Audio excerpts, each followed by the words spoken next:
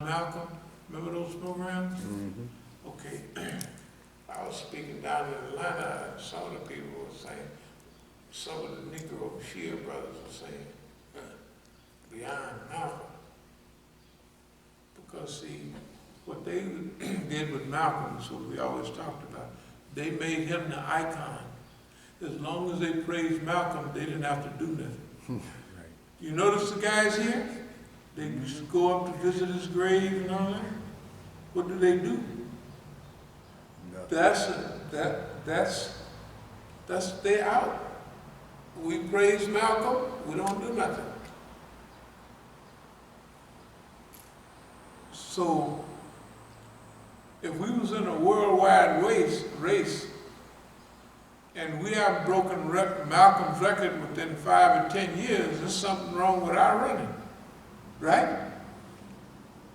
He's our leader. He's our director. But look at where the Islamic world is now compared to those days. If he got back here now, he would be, good God Almighty.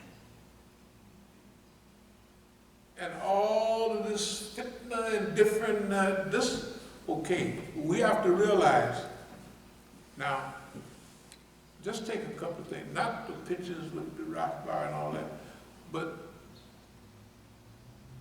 when I get hit upside the head, do you know, y'all probably know it, it was a tweet or something on President Jihad's thing. Did y'all see that? Now, what do the white folks think about that? What do you, I know, just think about it. You see what they think about it, right? What do you think about the guy that they don't like more than anybody? It's not Zarif or Rouhani. This is the one they don't like. Bolton insulted him up in New York, personally, when he went to Columbia University, right? Even the white folks, Pat Buchanan them said, we shouldn't do that. If we invite somebody, we don't, you know. Now, suppose I'm in the hospital, they didn't put me under. The last phone call I get is from President Jihad. And the brother on the phone is translating, he said, he's wishing you a speedy recovery, that type of thing. Now, what do the white men think about that? You know, they're thinking, this guy is friends with those people. And my friends are the activists. I'm not all the bootlickers here and the bootlickers around. We don't have no more, hey, fine, you know. But I did my part. They might have actually, in fact, they built their careers off of what we, because you know, the first 10, 15 years, we was on the circuit, traveling out the country day in and day out. I was hardly never in Oakland. When I get back to Oakland, I have to open up the Masjid and let it air out.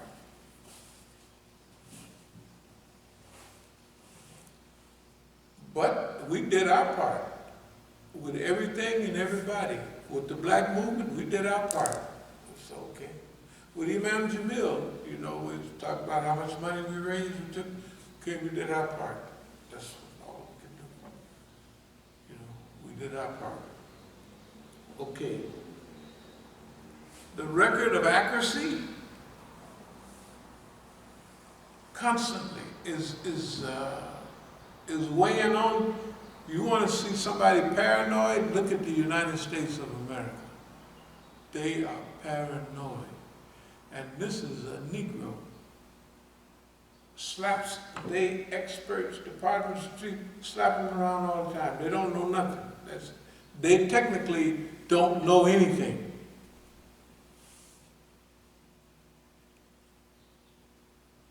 And here's the Negro. Hey man, what I'm trying to say is, I know who we are.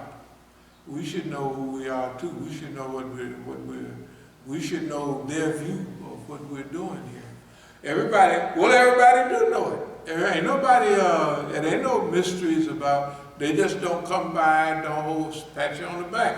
But I don't believe there's nobody that don't, they might know this may be 92% and they think it's 40%, which is big. But it's not like that. It's bigger than what they think it is. And they remember, they've been trying to trap us through every kind of low-down trap, and we done missed every trap all these years. That's what's domesticated them.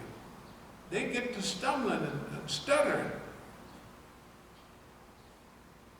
And they're trying to figure out how to use all this, but always to their benefit. Okay. I was going to mention, because one of the things that I happened to see, I just looked at it for a minute, I don't follow usually, but they had a few things that they mentioned. They had taken a lot of the lectures I made. You can tell that they're taking clips because I got a different outfit on, I got a different cool, you know what I mean? And sometimes I'm thin, sometimes I'm big. So they took all of them and they put them together on this thing. And you know, when you put together something like that, you're actually you can put together a lie. Right. You can have somebody saying anything. Right. And it's an absolute lie because it's out of context. So I just want to clear up a couple of things. In 2013, there was a group of about 10 Negroes that used to be in our masjid. They was across town, and they came to the khutbah when I was giving khutbah in East Oakland. So I said, well, I'll give a nice sweetie pie khutbah because they up to something. So then, when I finished giving khutbah, Mukhtar stood up to give them, I'm out there serving the food. He opened the gate for them to start talking and saying stuff. All of it was against me. And everybody knew it. There's people at my house, they know every little smidgen. That's a team. Anyway, so one of the guys was Sunniyata. I don't know if you remember Sunniyata. His wife was over at house. Sunniyata stood up and said, yeah, Imam Musa, you said Zayd was your friend. And you've been talking about Zayd. We want to talk to you about all that. I had nothing to talk to you. So I started running a little bit. He walked on out. What they would do is make their spiel, and they would walk out. But over a decade ago, Zayd was at UCLA. Big auditorium full of people. We're all speaking. I spoke, he spoke. And he said Islamic movement is not on-the-job training. He gave a lecture specifically against us. That Imam so-and-so knew this much. That you got to have all of that knowledge before you do Islamic movement. I didn't say that because those were the friendly days. So I didn't say nothing. I didn't say nothing when they was at Manor, when they was forming Manor. I'd be raising my hand. I didn't get a chance to talk there at all.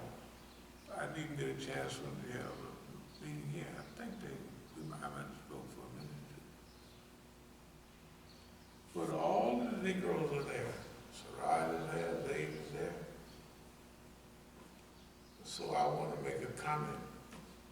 But Hamza is talking about the earth revolves 23 degrees on its axis, which it actually does, but it don't have nothing to do with the Islamic movement. And he got free reign. Everybody got free reign to talk but me. Now Abdul-Malik is there. Zayd and Siraj and all of, they're talking around me like I'm not even there. It's all right, that's fine. Even when it get down to making the organization solid, Hamza says, I have other obligations, like he had the Sufi shaykh.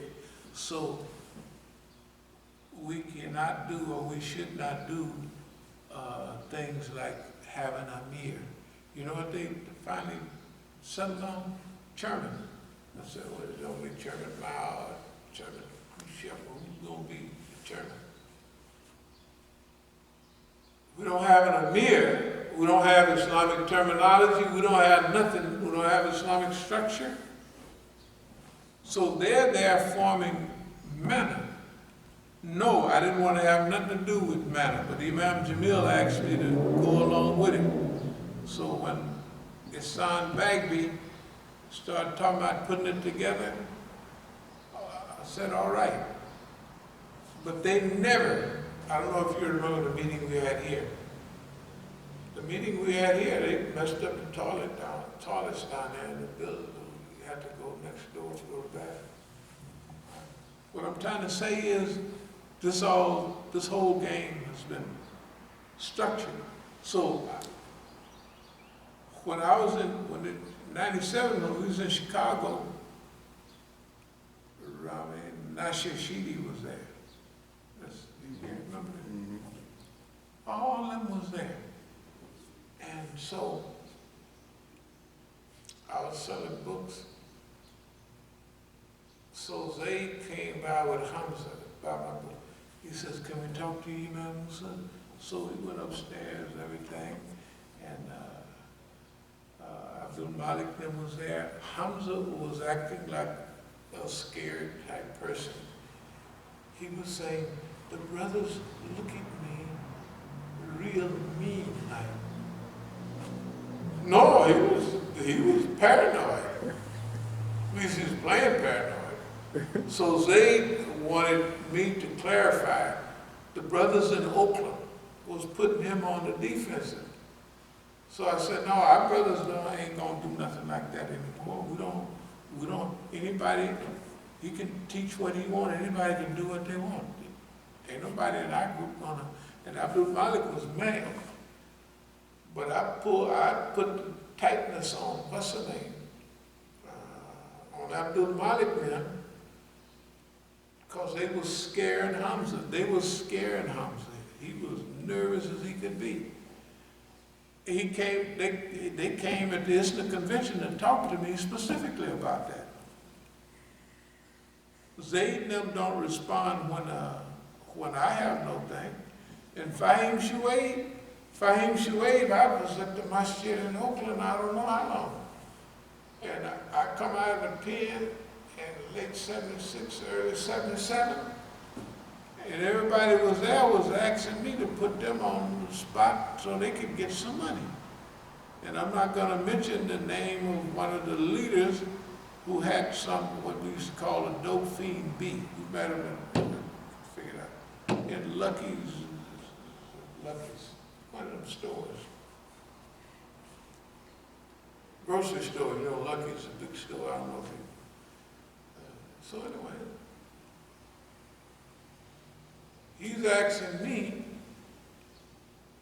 I'm coming to the masjid for salvation, and everybody at the masjid is asking me to help them get started from the dunya. And I'm saying, man, this is cold-blooded. That, you know, and not only that, real low-down stuff happened, simple stuff. They was raising money to get the masjid painted. So they said, we need $500. That was a lot of money in those days. I said, sure. So I gave Fahim $500. It was 10 years before they painted that masjid. 10 years. So the reason I drifted away from the chief and the chief's institution, it's because the people was low down and rotten. It didn't have nothing to do with me. I come there trying to help, and everybody, I have to have fortitude. Man, you know, when you first stop doing something, you can, you know, with a little encouragement, you can get past, man, this is cold-blooded. And the property in Oakland, they saved money to buy the Messenger, that's the Lamb, airplane. The Lamb died. They bought a school, a cultural center, and the Masjid. It used to be a Catholic. Just imagine a Catholic complex. Has a church, has a school, has a big cultural center. I don't know how. Man, that's plenty of property. And they had one of the big 2-story houses next door. They had, for daycare, they had another 1 or 2 daycare that they own right down the street.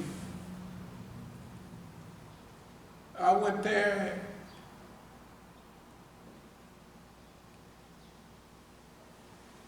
$20 years ago,